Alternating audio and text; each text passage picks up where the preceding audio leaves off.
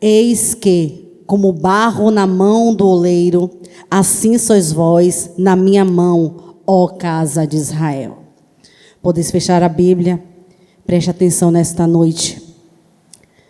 Jeremias, ele vem de uma linhagem sacerdotal, ele é filho do sacerdote Ilquias. E a expectativa por Jeremias se tornar um sacerdote era muito grande, sendo que essa vontade, esse desejo de que Jeremias se tornasse sacerdote não aconteceu, pois ele foi chamado para ser profeta. Jeremias, ele é conhecido como o profeta das lamentações, o profeta das lágrimas, o profeta chorão. Jeremias também tem uma particularidade. Ele foi o único profeta que não se casou, não teve filho, não deixou descendentes. Ele escreveu 2 livros, o livro que chama seu nome Jeremias e os livros das lamentações. No capítulo 1 do livro de Jeremias, diz que Jeremias, o Senhor chama Jeremias à casa do oleiro. E Jeremias atende essa ordem. A palavra do Senhor que veio a Jeremias é uma palavra de ordem, uma palavra para que ele venha se posicionar e ir a um local geográfico. Qual seria esse local geográfico? A casa do oleiro. Chegando na casa do oleiro, Jeremias percebe que na casa do oleiro há presença. Chegando na casa do oleiro, Jeremias percebe que há transformação. Porque, chegando lá, o oleiro já se encontrava. E quando o oleiro já se encontra na casa, há transformação, há mudança, mesmo Jeremias sem perceber a manifestação da presença do oleiro, o que o oleiro estava fazendo, mas ele sabia que se o oleiro estivesse na casa, teria transformação, teria vida. E assim é na nossa vida, queridos. Quando o oleiro entra nas nossas vidas, há transformação, há mudança. Nós somos lavados, nós somos polidos. E assim ele fala: eis-me aqui, Jeremias, eis que eu estou fazendo um vaso. E como um vaso, todo vaso tem um processo.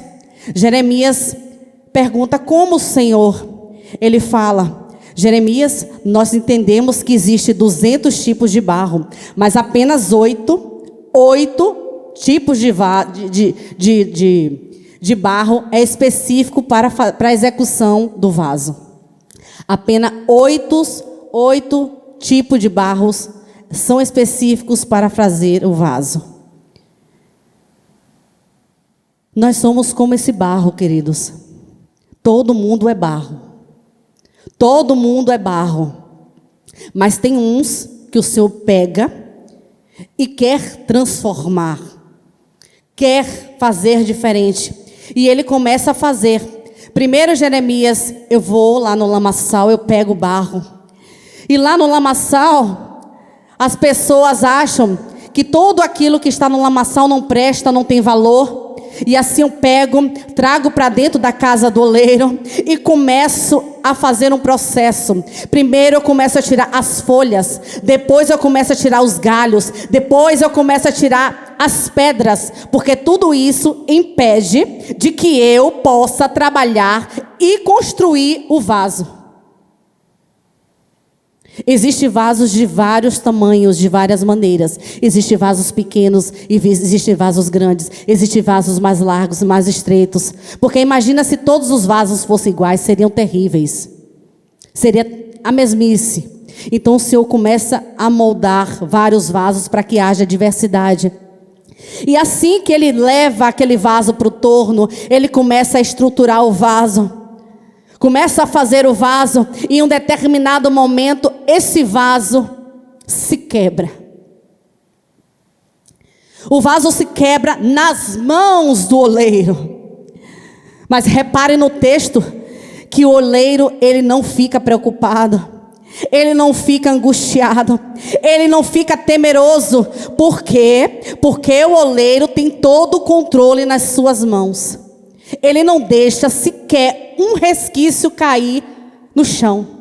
Ele continua com todos os cacos nas suas mãos. E ele estrutura assim o oleiro nas nossas vidas, mesmo em cacos, mesmo em frangalhos, às vezes rachando.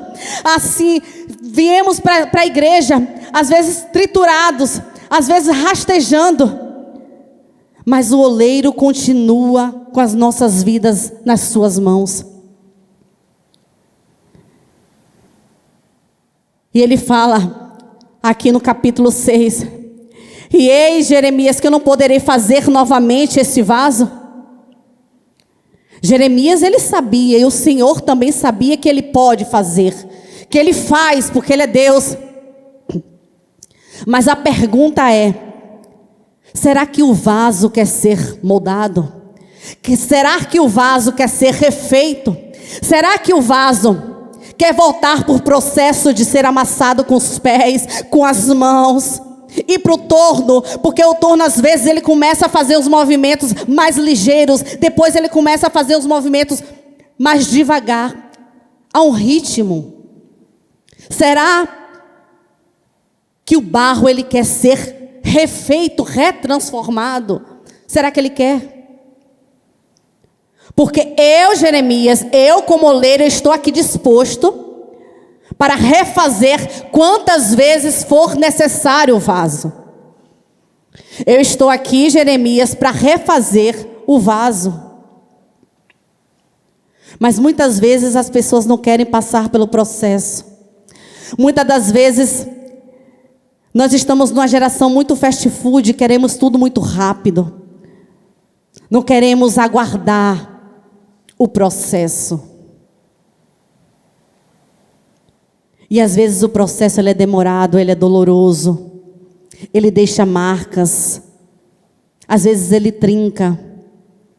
Mas no final, querido, no final, se você suportar o processo, se você suportar ser pisado pelo barro, se você suportar ser amassado pelo barro, tirar os galhos, tirar as arestas, tirar as folhas, se você permitir que o vaso trabalhe na sua vida, você se tornará um vaso para ser usado na casa do Senhor, para ser um vaso de excelência, para servir, para adornar, para colocar azeite dentro. Você será útil na casa do Senhor. E eu quero que nesta noite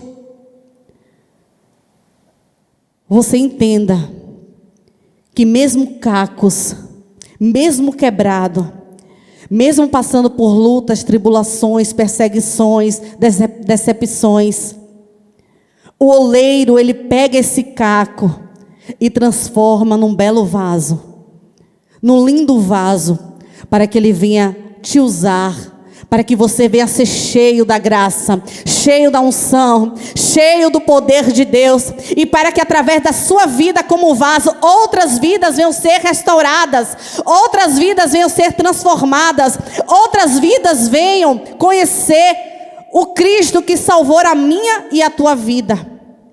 E assim agradeço a minha oportunidade nesta noite, e que você possa meditar em tudo que foi dito, e as palmas glorificam o Rei da Glória nesta noite.